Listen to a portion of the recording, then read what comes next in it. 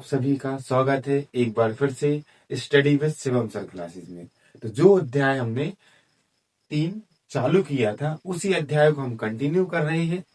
इसके पहली वाली वीडियो में इस वाले अध्याय के जितने भी कॉन्सेप्ट हैं वो मैंने सारे समझा दिए हैं। एक बार आप उसे देख लीजिए, फिर उसके बाद इस वाली वीडियो को हम चालू करते हैं। तो ये वाली वीडियो क्या, इस वाली वीडियो में क्या रहेगा कि अध्याय 3 में जो प्रश्नावली 3.1 रहेगी, इसे हम पूरी तरीके से जितने सरल तरीके से बनेगा उस सरल तरीके से हम आपको करवाने की कोशिश करेंगे।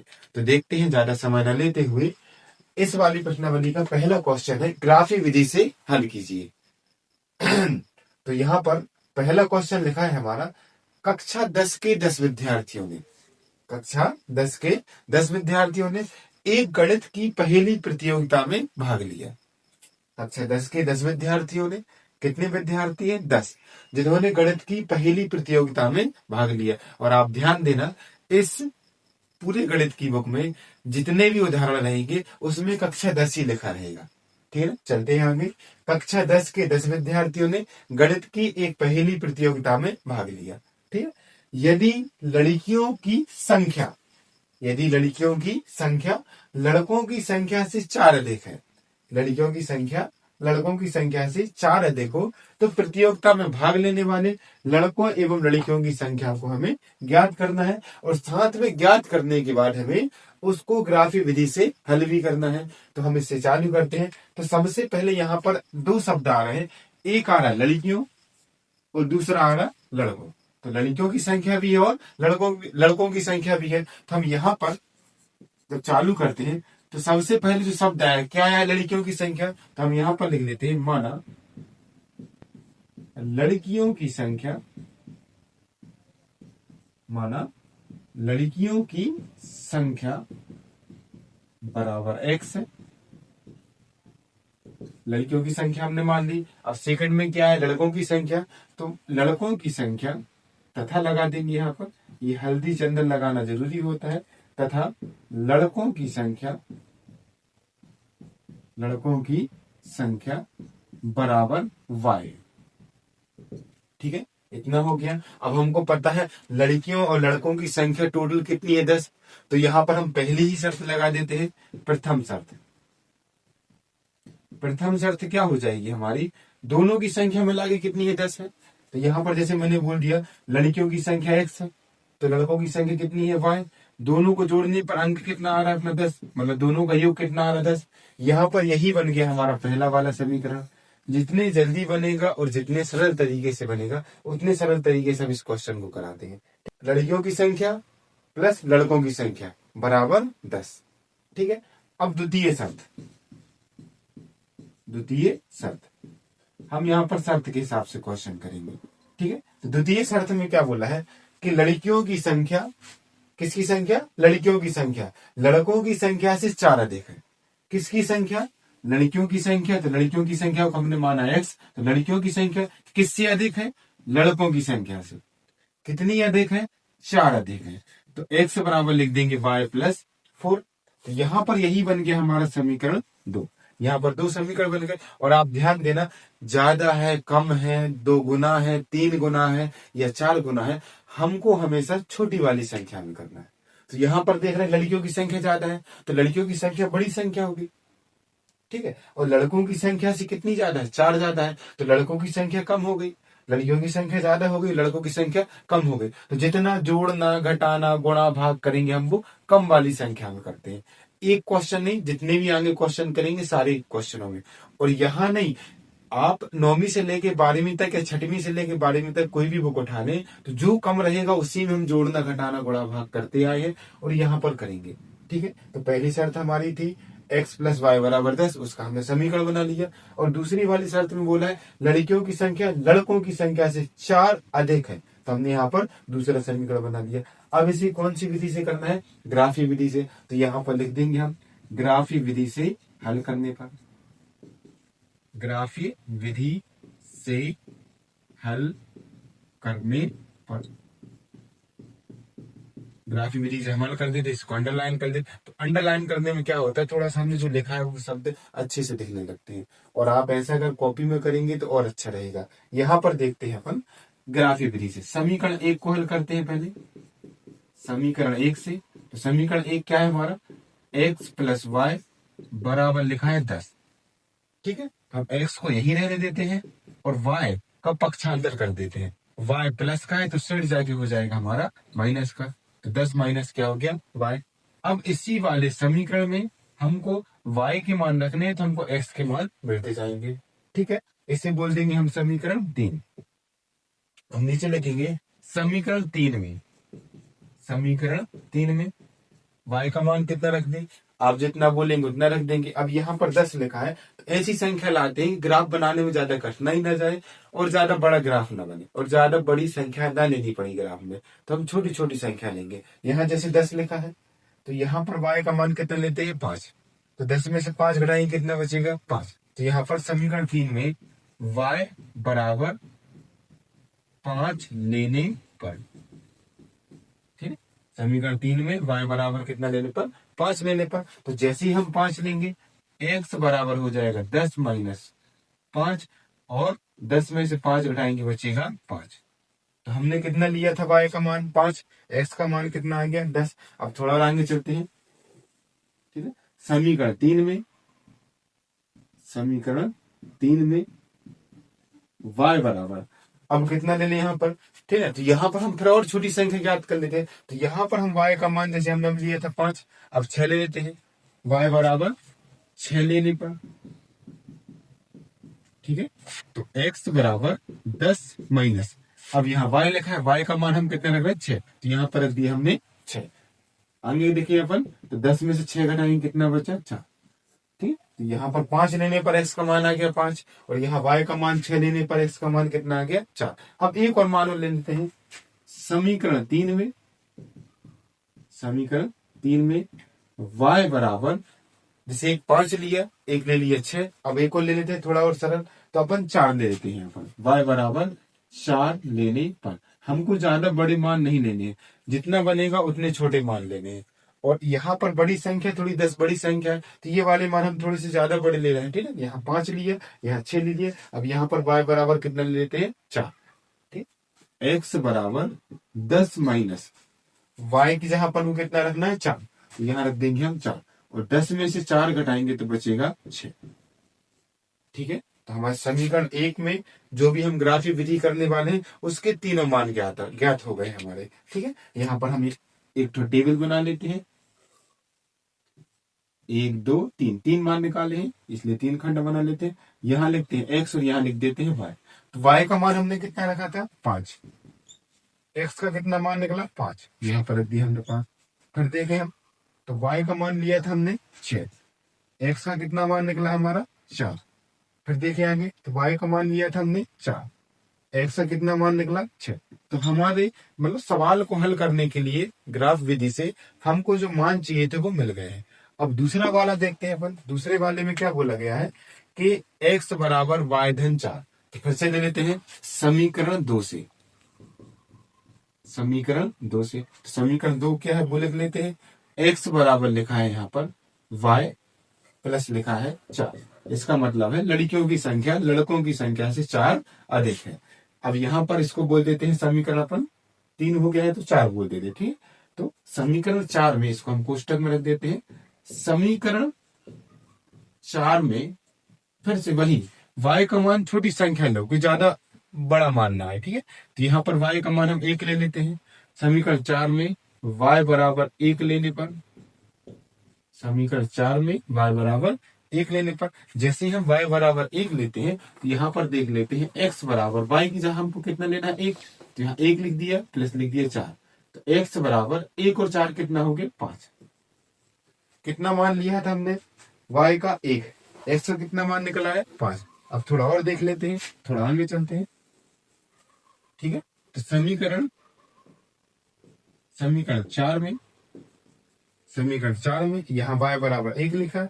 अब अपन लिख लेते हैं y बराबर 2 लेने पर, या फिर 0 रख लेते हैं, y बराबर 0 लेने पर। ठीक है, तो यहाँ पर देखते हैं x बराबर y की जगह कितना लेना है अपन को 0, तो 0 प्लस 4, तो 0 में 4 जोड़ेंगे कितना आ जाएगा 4। ठीक है, दो मान निकल आए, एक मान की और जरूरत है। समीकरण पुनः समीकरण 4 में y बराबर, अब अपन रख लेते हैं -1। समीकरण 4 में y बराबर -1 लेने पर, लेने पर या रखने पर, दोनों एक ही चीज है, ठीक है। चल, तो x बराबर y की जगह कितना रखना है अपन को, -1, तो -1 रख दिया और प्लस का क्या लिखा है 4। और आगे देखें तो माइनस प्लस क्या हो जाता है, माइनस मतलब संख्या घट जाएगी। तो 4 में से 1 जाए, 1 में से 4 जाएगा, आंसर कितना आ जाएगा हमारा 3। अब यहाँ पर 3 आया तो यहाँ पर संख्या किसकी बड़ी है, प्लस की, तो यहाँ पर प्लस निशान आ जाएगा, परंतु प्लस निशान हम नहीं लगाएंगे। अब इसकी भी हम टेबल बना लेते हैं,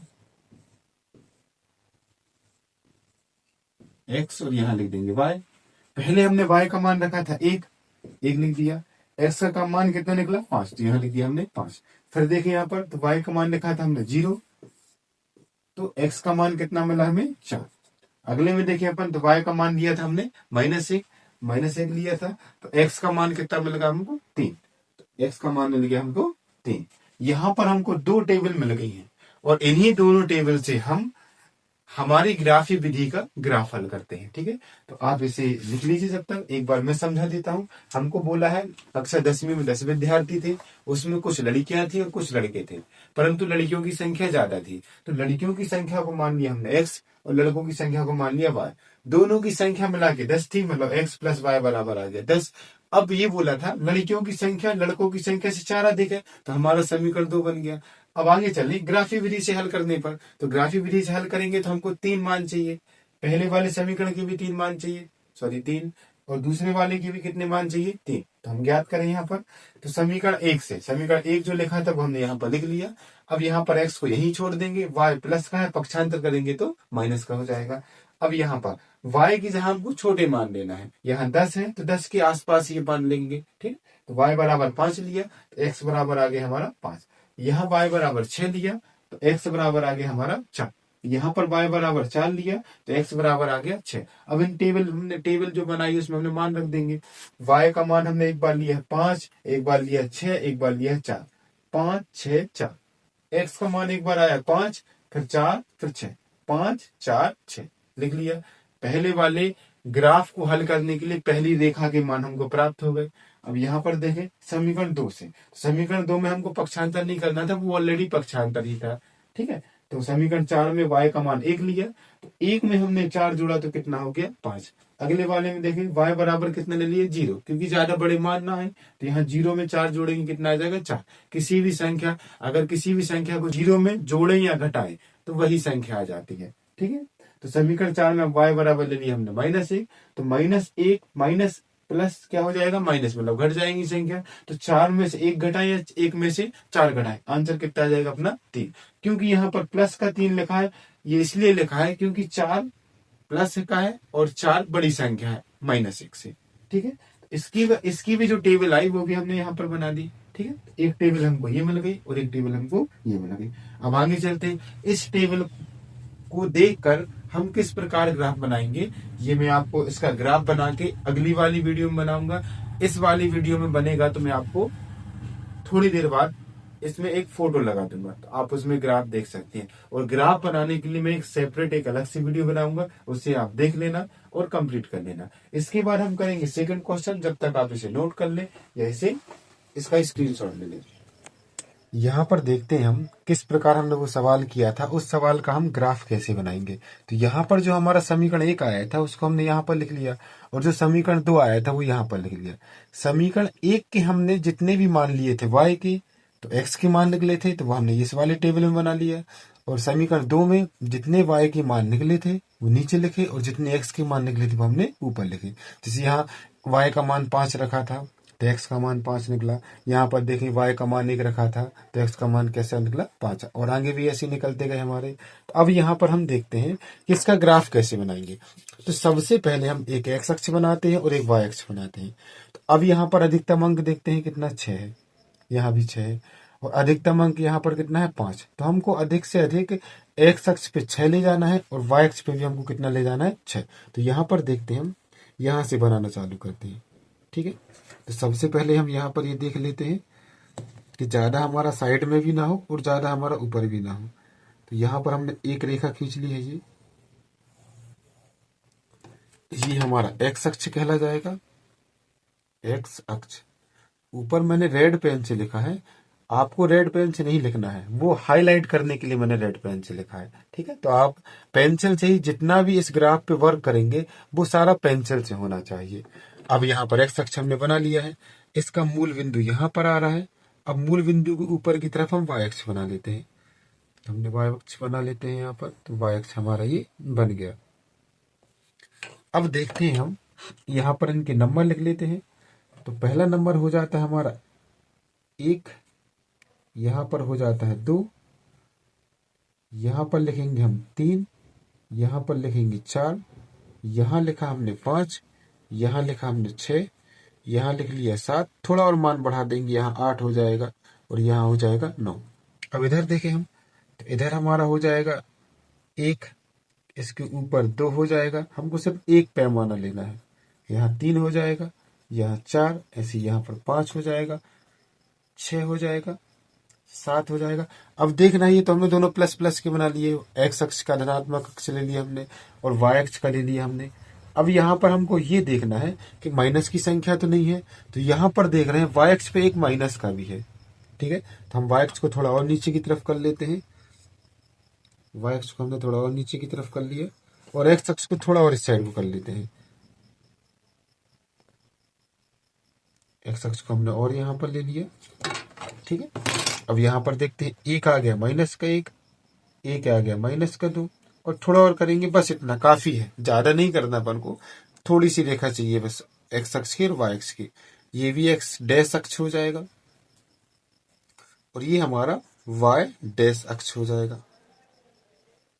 वाई डैश और एक्स डैश पर दोनों माइनस की संख्या रहेंगी। यहाँ हमारा हो जाएगा -1, इसके नीचे हो जाएगा हमारा -2, इसके नीचे हो जाएगा हमारा -3, इसके नीचे हो जाएगा हमारा -4। काफी। अब यहाँ पर हम कैसे मान रखते हैं ये देखते हैं। तो यहाँ पर y का मान रखा है 4, वो भी धन का, तो y का मान 4 हमारा कहाँ लिखा है, y का मान 5, सॉरी y का मान रखना है 5, x का मान भी कितना आना चाहिए 5। तो y देखते हैं यहाँ पर, तो सबसे पहले y नहीं देखा जाता है, देखा जाता है x। तो x देखें हम, x पे धनात्मक अक्ष पे 5 हमारा ये है। ठीक है, और y पर देखते तो हमारा क्या आ जाएगा, यहाँ पर 5 यहाँ पर ये आ जाएगा। तो हम इसको ऊपर की तरफ ले जाते हैं, इसको यहाँ ले जाते हैं, तो यहाँ पर हमको मिल रहा, तो यहाँ पर एक बिंदु बना लेंगे। यहाँ पर बिंदु बनाने के बाद लिख देंगे, सबसे पहले एक्स अक्ष का लिखा जाता है, फिर दूसरा रहता है वाई अक्ष का। एक्स अक्ष को भुज बोला जाता है और वाई अक्ष को कोटि। तो ये 5,5 आ गया। अब अगला देखते हैं, एक्स पे रखना है 4, तो एक्स का 4 हमारा ये हो गया, और वाई का देखना है हमको 6, तो वाई का 6 देखेंगे तो हम ये आ जाएगा। इधर से इधर चलते हैं, थोड़ा इधर आते हैं, ऊपर की तरफ चलते हैं, यहाँ पर हमको मिल जाता है। ठीक है, तो यहाँ पर लिख देंगे सबसे पहले एक्स वाला तो 4, फिर वाई वाला तो 6, 4,6, 2 बिंदु मिल गए हमको। अब अगला देखें हम, तो एक्स पर कितना रहेगा हमारा 6, तो एक्स पर 6 हमारा ये हो गया। अब वाई पर देखते हैं 4, तो वाई पर 4 देखें तो हमारा वाई पर 4 ये हो गया। इसको इस तरफ ले जाते, इसको ऊपर की ओर ले जाते, यहाँ पर हमको ये बिंदु मिल गया। तो सबसे पहले लिखेंगे हम एक्स का 6 और वाई का 4 हो गया हमारा। अब इस पे हम एक लाइन खींच लेते हैं। आपको ज्यादा बड़ी लाइन नहीं खींचना है, लाइन पर सीधी होनी चाहिए। तो यहाँ पर हम लाइन खींच लेते हैं, ऐसी लाइन खींचेंगे कि तीनों बिंदु एक रेखा पर आ जाए। तो यहाँ पर देखते हैं, इस प्रकार अगर हम लाइन खींचेंगे तो हमारी लाइन ये हो जाएगी। आप इसको ज्यादा ऊपर भी ले जा सकते हैं, नीचे भी, परंतु अपन को उतनी ही ले जाना जितनी जरूरत है। ये एरो के निशान बना सकते हैं। एरो के निशान इसलिए बनाए जाते हैं, तीर के निशान, कि इस रेखा को हम और आगे या इस साइड हम बढ़ा सकते हैं। ये किसका निकला था हमारा, इसका ये निकला है x + y = 10। लड़कियों और लड़कों की संख्या मिला के 10 थी। अब आगे देखें अपन, तो आगे देखते हैं हम दूसरे वाला, x कितना है 5, तो प्लस का 5 हमारा ये हो गया, और y का है 1, वो भी धन का है, तो y का 1 हमारा ये आ गया। तो यहाँ पर हम बिंदु बना लेते हैं और यहाँ पर लिख देते सबसे पहले x, तो x क्या है 5, और y देखें तो y कितना है 1, यहाँ भी 5, 1, 5,1, पहला वाला x, दूसरा वाला y। और इसके आगे चलते हैं, तो x पर है 4 और y पर है 0। ठीक है, तो x का 4 देखते हैं हम, तो x का 4 हमको ये मिल जाता है और y का 0 भी हमको यही मिल जाता है। तो यहाँ पर हम रख देते हैं, यहाँ पर लिख देंगे पहले x अक्ष फिर y अक्ष, तो 4,0। अब उसके आगे चलते हैं, तो हमारा x पर लिखा है 3 और y पर लिखा है -6। x का 3 देखें तो x का 3 तो ये मिल गया। अब y का -1, तो माइनस का नीचे होता है तो माइनस का 1 ही हो जाएगा, तो यहाँ पर हमको ये मिल जाएगा। तो हम यहाँ पर लिख देंगे पहले x, तो x 3 है, फिर कॉमा माइनस का 1। अब क्या करते हैं, एक बिंदु ये मिला है, एक बिंदु ये मिला है, एक बिंदु ये मिला है, तो इन तीनों को हम मिला देते हैं। यहाँ पर हम ऐसे सीधा स्केल की सहायता से बिल्कुल सीधी लाइन खींचेंगे, लाइन टेढ़ी नहीं होना चाहिए। तो यहाँ पर हमने ये लाइन खींची, इस तीर का निशान बना लेते हैं और यहाँ पर भी हम तीर का निशान बना लेते हैं। तीर का निशान ये प्रदर्शित करते हैं कि हम लाइन को और ऊपर या और नीचे ले जा सकते हैं। तो अब देखें ये किसका निकला है, ये निकला है हमारा x बराबर y प्लस 4। लड़कियों की संख्या लड़कों की संख्या से 4 अधिक थी। तो यहाँ पर हमारा ये 3.1 क्वेश्चन नंबर 1 का पहला वाले क्वेश्चन का हमारा ग्राफ कंप्लीट हो गया। अब यहाँ पर देखें तो हमारा सेकंड क्वेश्चन लिखा है, पहले ही क्वेश्चन का जो सेकंड है उसमें लिखा है 5 पेंसिल तथा 7 कलमों का कुल मूल्य। 5 पेंसिल रहेगी और कलम कितनी रहेंगी, 7। 5 पेंसिल और 7, 5 पेंसिल और 7 क्या रहेंगे, कलम। तो कलमों का कुल मूल्य कितना रहेगा, 50, तथा 7 पेंसिल और फिर 5 कलमों का कुल मूल्य कितना रहेगा हमारा, 46। तो एक पेन का मूल्य और एक कलम का मूल्य ज्ञात करना है, एक पेन का मूल्य और एक कलम का मूल्य ज्ञात करना है। और इसे किस प्रकार ज्ञात करना है, ग्राफी विधि से। ठीक है, तो चालू करें इसे अपन। सबसे पहले लिख लेते हैं, इसमें 2 ही शब्द आ रहे हैं, एक आ रहा पेंसिल और एक आ रहा है कलम। तो जैसे मैंने पहले वाले में बताया था, लड़कियां आया तो लड़कियों का x मान लिया था, फिर लड़के आए थे तो वहां पर क्या मान लिया था, y। यहाँ पर भी देख लेते हैं, तो सबसे पहले क्या है, पेंसिल। तो पेंसिल को अपन क्या मान लेते हैं, x। तो माना एक पेंसिल का मूल्य बराबर रुपये कितना है, x है। ठीक, रुपये पहले लिख देते हैं। अब इसके बाद क्या लिखा, कलम, तथा एक कलम का मूल्य बराबर रुपये y है। हमने यहाँ पर एक पेंसिल का मूल्य x मान लिया और एक कलम का मूल्य मान लिया y। अब यहाँ पर प्रथम शर्त लगाते हैं। हम जो भी क्वेश्चन करेंगे ऐसे जो इस प्रकार लिखे रहेंगे क्वेश्चन, उन सारे क्वेश्चनों में हम शर्त लगाएंगे। ठीक है, तो प्रथम शर्त क्या हो जाएंगी हमारी, 5 पेंसिल, एक पेंसिल का मूल्य x है तो 5 पेंसिल का मूल्य कितना हो जाएगा, 5x। ठीक है, एक कलम का मूल्य कितना है y, तो 7 कलम का मूल्य कितना हो जाएगा, 7y। एक पेंसिल का मूल्य x है तो 5 पेंसिल का कितना हो जाएगा, 5x। एक कलम का मूल्य कितना है y, तो 7 का कितना हो जाएगा, 7y। दोनों को खरीद रहे हैं तो कितना रुपए चुकाना पड़ रहा है हमको, 50 रुपए। ठीक है, तो दोनों को हमको जोड़ना पड़ेगा, तो यहाँ पर हम दोनों को जोड़ देते हैं। तो 5x प्लस 7y बराबर कितना हो जाएगा, 50। ये हो गया हमारा समीकरण 1। ठीक है, अब दूसरी शर्त लगाते हैं। तो द्वितीय शर्त में क्या बोल रहा है क्वेश्चन हमको कि 7 पेंसिल है, कितनी पेंसिल है, 7, और कलम कितने हैं, 5। तो यहाँ पर देखें, एक पेंसिल का मूल्य x है तो 7 पेंसिल का मूल्य कितना हो जाएगा, 7x। प्लस लगा देंगे।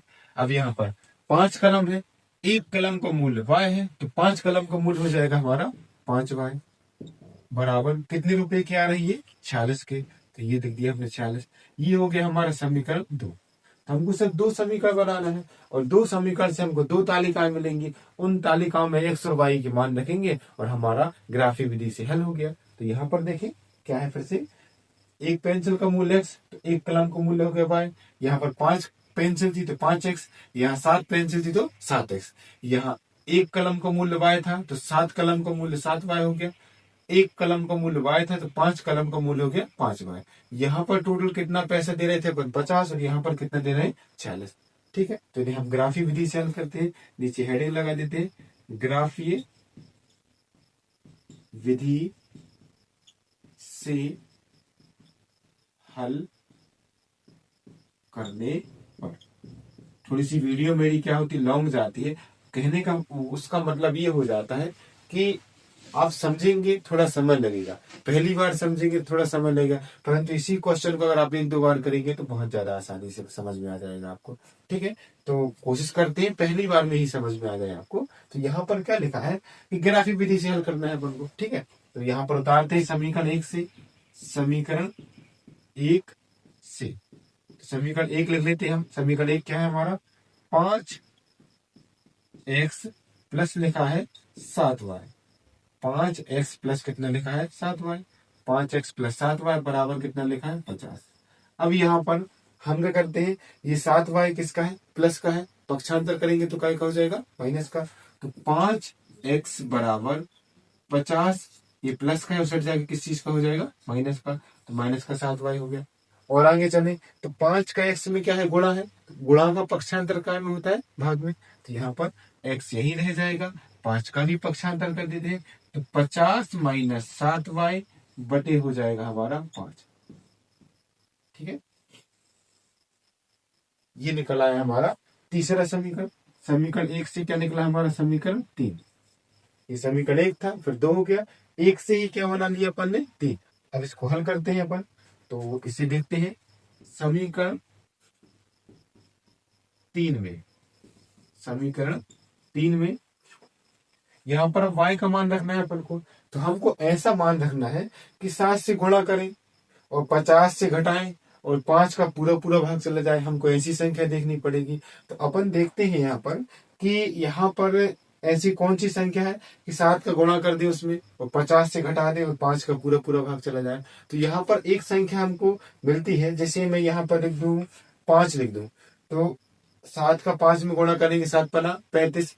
35 50 में से 35 घटाएंगे, कितना बचेगा, 15। और 15 में 5 का भाग चला जाएगा। तो हम क्या रख रहे हैं यहाँ पर, समीकरण 3 में y बराबर, समीकरण 3 में y बराबर कितना रख देते हैं, 5 रखने पर हमको यहाँ पर ऐसी संख्या देखनी है जिसका 5 में पूरा पूरा भाग चला जाए। तो यहाँ पर हम माइनस की भी रख सकते हैं, प्लस की भी रख सकते हैं, छोटी संख्या भी रख सकते हैं, बड़ी संख्या भी, परंतु कोशिश ये करना है हमको छोटा आंसर लेके आना है, क्योंकि ग्राफ भी हमारा छोटा बन जाएगा उससे। ठीक है, तो समीकरण 3 में y बराबर कितने रखने पर, 5 रखने पर। तो रख देते हैं यहाँ पर रख देते हैं। थोड़ा सा मान लेंदी हो जाता है क्योंकि यहाँ पर मान रखने पड़ते हैं। तो x बराबर 50 लिखा है, लिख देंगे, माइनस का निशान लगा है, लगा देंगे, 7 लिखा है, लिख देंगे। और यहाँ पर जो y लिखा है, कितना लिखा है, y। तो y का मान कितना रख रहे हैं, 5। तो y की जगह रख देंगे हम 5, बटे में कितना रख देंगे अपन, जितना लिखा है उतना लिख देते हैं 5। अब इसको आगे करते हैं, तो यहाँ पर देखते हैं 7 का 5 में गुणा करेंगे कितना हो जाएगा, 35। और 50 में से 35 घटाएंगे तो कितना बचेगा, 15। 15 बटे 5, 5 एकम 5 और 5 दिया 15। तो x बराबर कितना आ गया, 3। y का मान कितना लिया था, 5। तो x का मान कितना निकला है, 3। अब एक और मान देखते हैं अपन, ठीक है। तो यहाँ पर एक और मान रख देते हैं। आप बताइए कौन सा मान रख दें। जैसे मैं यहाँ पर y का मान 0 रख दूं, y का मान 0 या 0 रख दूं, तो 7 का 0 में गुणा करेंगे 0 आ जाएगा, और 50 में 0 घटाएंगे तो 50 आ जाएगा। ठीक है, तो यहाँ पर मैं रख देता हूं समीकरण 3 में, समीकरण 3 में y बराबर 0 रखने पर, समीकरण 3 में y बराबर क्या रख रहे हैं हम, 0। तो रख देते हैं, x बराबर हो जाएगा हमारा 50 माइनस 7, और y की जगह लिख रहे हैं हम 0, बटे कितना हो जाएगा हमारा, जो 5 लिखा है लिख देंगे हम यहाँ पर 5। x बराबर 7 का 0 में गुणा करेंगे 0 हो जाएगा, और 50 में 0 घटाएंगे कितना बचेगा, 50। 5 का हम 50 में भाग देंगे तो कितने बार चला जाएगा, 5 एकम 5, 0 का 0। तो x बराबर कितना आ गया हमारा, 10। ठीक है, यहाँ पर हमने y का मान कितना रखा था, 5। तो x का मान आया 3। यहाँ पर y का मान रखा 0, तो x का मान आ गया 10। अब एक और मान निकालना है हमको। आप चाहें तो 2 मान निकाल सकते हैं, 2 मान में भी कोई दिक्कत नहीं है, 2 मान से भी आप आराम से ग्राफ बना सकते हैं और रेखाएं भी बना सकते हैं। ठीक है, एक और मान निकाल लेते हैं, थोड़ा सुविधा के लिए अच्छा हो जाता है वो। समीकरण तीन में समीकरण तीन में y बराबर, अब आप बताएं कितना मान रख दें यहाँ पर। तो यहाँ पर हम समीकरण तीन में कितना मान रखें, तो यहाँ पर अगर कोशिश करें तो y का मान थोड़ा बड़ा रखने की कोशिश करें, तो y का मान थोड़ा बड़ा रखेंगे हम, जैसे 10 रख देंगे। ठीक है, तो 7 का 10 में गुणा करेंगे कितना हो जाएगा, 70 हो जाएगा ना, 70। और 50 में 70 घटाएंगे तो माइनस का 20 बचेगा, क्योंकि 70 माइनस का बड़ा हो जाएगा, और 5 का आराम से 20 में भाग भी चला जाएगा। तो देखते हैं यहाँ पर y बराबर 10 रखने पर, तो यहाँ पर देखते हैं x बराबर लिखा था 50, माइनस का निशान, 7 लिखा है लिख देंगे, y का मान कितना रखना है 10, तो रख देंगे, बटे में 5 लिखा हम लिख देंगे।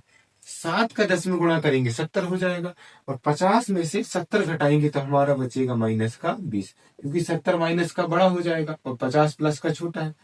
5 में फिर हम 5 का भाग दे देंगे 20 में, 5 चौके 20, तो यहाँ पर आ जाएगा x बराबर 4, परंतु यहाँ पर 20 के आगे माइनस लगा था, इसलिए यहाँ पर भी क्या आ जाएगा माइनस।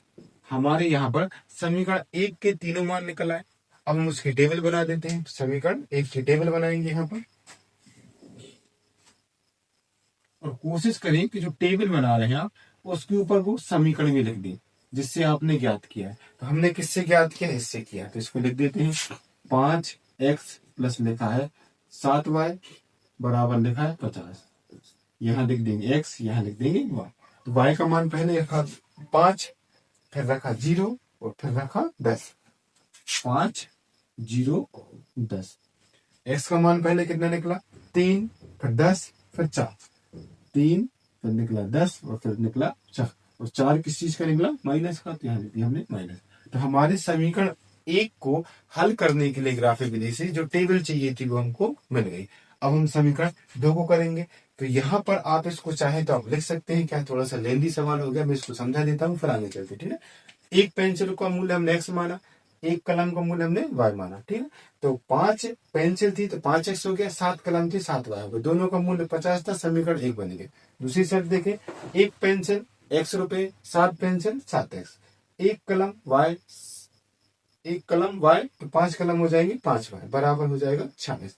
समीकरण एक लिखेंगे हम उस समीकरण एक से 3 बनाएंगे हम, और 3 में फिर हम y के मान रखना चालू कर देंगे। पहले रखेंगे 5, फिर रखेंगे 0 और फिर रखेंगे 10। ऐसे मान रखना है जिससे कि हम ग्राफ आसानी से बना सके। ठीक है, आप कोशिश कर सकते हैं इन मानों को बार बार रखने की कोशिश करें, आपको ये मान रखते रखते ही आराम से बन जाएगी, हाँ ये वाला मान हमको रखना है। ठीक है, एक्स्ट्रा दिमाग अपन को लगाना नहीं है, क्योंकि बोर्ड एग्जाम बहुत पास है और बोर्ड एग्जाम की टेंशन सभी को होती है। ठीक है, चल समीकरण दूसरा हम यहाँ पर करा देते हैं, समीकरण दो से तो समीकरण दो में देखें अपन, समीकरण दो में क्या लिखा है 7x प्लस लिखा है 5y और बराबर का लिखा है 46। 7x को हम यहीं पर छोड़ देते हैं, बराबर में 46 लिखा है, 5y प्लस का है, पक्षांतर करेंगे तो ये माइनस का हो जाएगा। 7 का x में गुणा है और गुणा का पक्षांतर करेंगे तो भाई भाग में चला जाएगा, अर्थात 7 हमारा नीचे चला जाएगा। x बराबर हो गया 46 माइनस 5y बटे 7, इसे मान लेंगे हम समीकरण 4।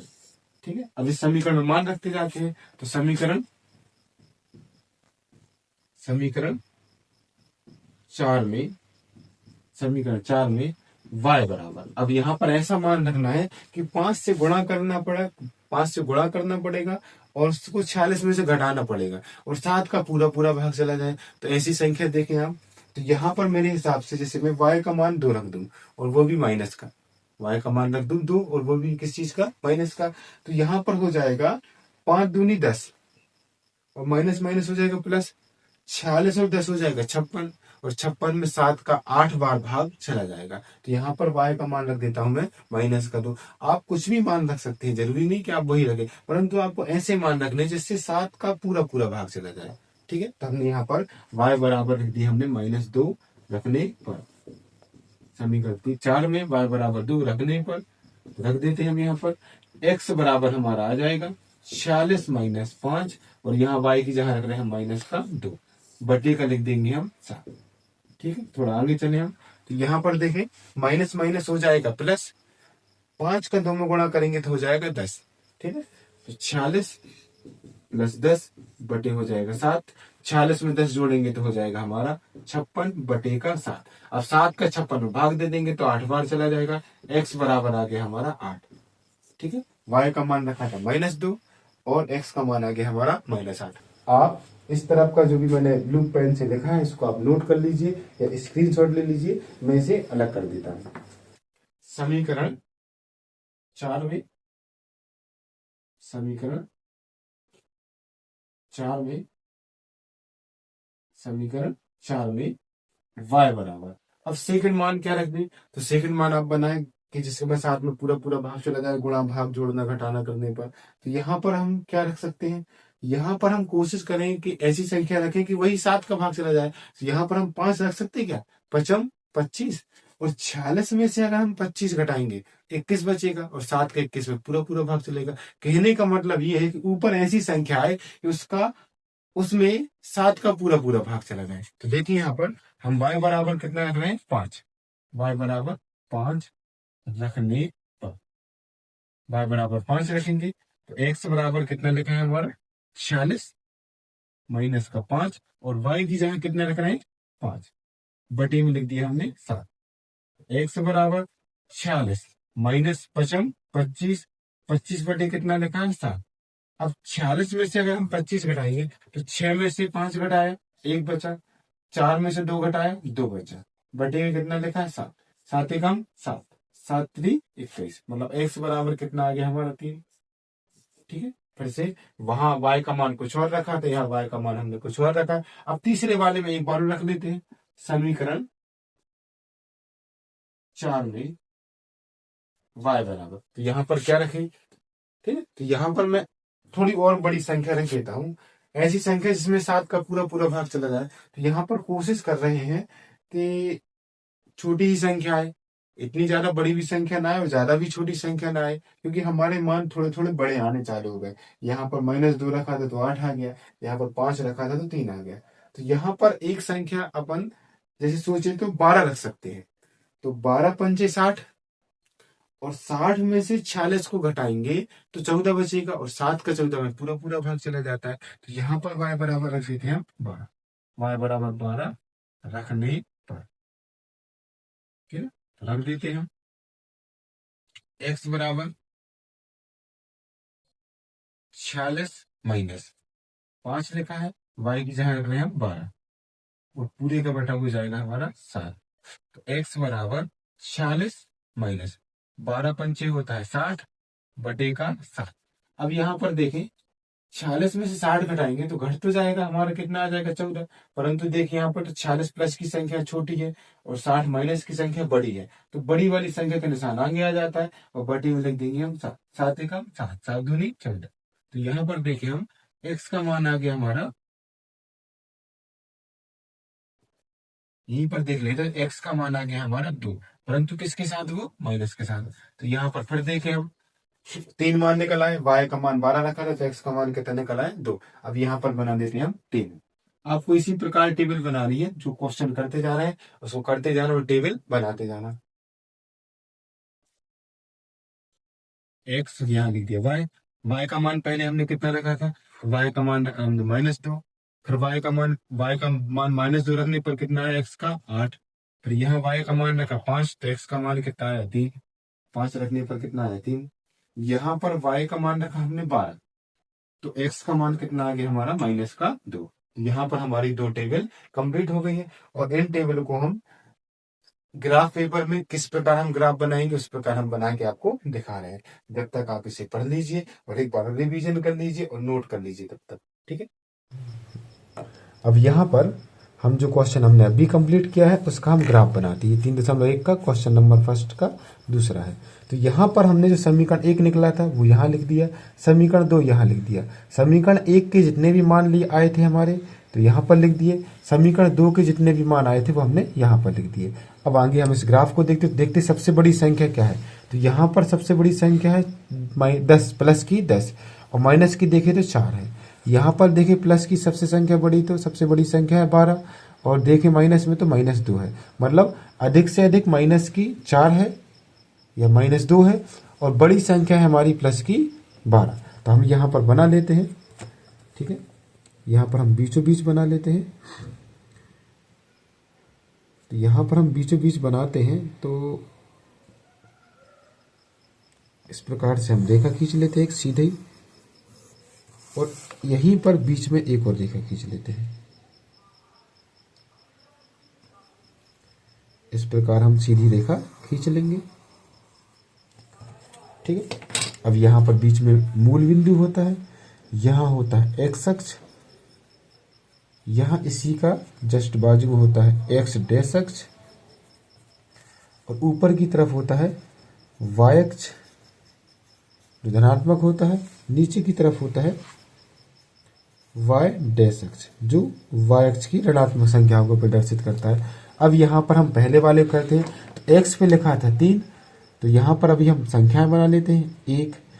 1 2 करेंगे तो हमको शायद 12 नहीं मिल पाएगा। 1 2 3 4 5 6 7 8 9, ऊपर देखें 1 2 3 4 5 6 7 8 9, 1 2 3 4 5 6 7 8 9, 1 2 3 4 5 6 7 8, 8 ही आ रहा है यहाँ पर। तो हम क्या करते हैं, एक पैमाना पे 2 अंक लिख लेते हैं। तो यहाँ पर 2 से चालू करते हैं, 2 4 6 8 10 12 14 16।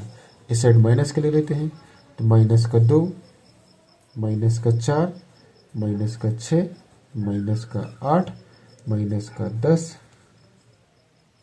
माइनस का 12, माइनस का 14, ठीक है। इस साइड ऊपर प्लस की लेते हैं, तो 2 4 6 8 10 12 14 16, जितना भी आप ऊपर करते चले सब बनेगा। यहाँ पर देखें तो माइनस का 2, माइनस का 4, माइनस का 6, माइनस का 8, माइनस का 10, माइनस का 12, माइनस का 14, माइनस का 16, ठीक है। अब इसको हम देखते हैं, तो यहाँ पर आप थोड़ा सा ये देखना कि यहाँ 0 लिखा है, यहाँ 2 लिखा है, तो 0 और 2 के बीच में यहाँ बिल्कुल बीच में 1 होगा, जो कि थोड़ी सी हल्की सी डार्क लाइन होती है। 2 और 4 के बीच में क्या होगा, हमारा एक डार्क लाइन दिख रही है, तो वो होगा हमारा 3, और 4 और 6 के बीच में होगा 5। तो यहाँ पर देखते हैं x पर लिखा है 3, तो x की धनात्मक है 3, तो x की धनात्मक इस साइड होती है, तो 3 यहाँ पर थोड़ा सा डार्क लाइन होती है, इस पे कर लेंगे अपन। और y का मिला 5, तो y का 5 कहाँ आएगा, 4 के बाद। तो यहाँ पर देखिए 4 के बाद ये यहाँ पर होगा, इसको थोड़ा इस साइड ले जाते हैं और इसको थोड़ा ऊपर ले जाते हैं, तो यहाँ पर देखें तो हमको यहाँ पर मिल जाएगा 3, पहले x का फिर y का, 3,5। तो यहाँ पर हमने एक बिंदु रख दी है। अब आगे देखें हम, तो x का 10 है, तो x अक्ष के धनात्मक दिशा की ओर जाते हैं, ये हो गया 10, और y का 0 है, तो हम यहीं पर छोड़ देते हैं। यहाँ पर एक बिंदु बना लेते हैं, यहाँ पर ले देते हैं 10,0।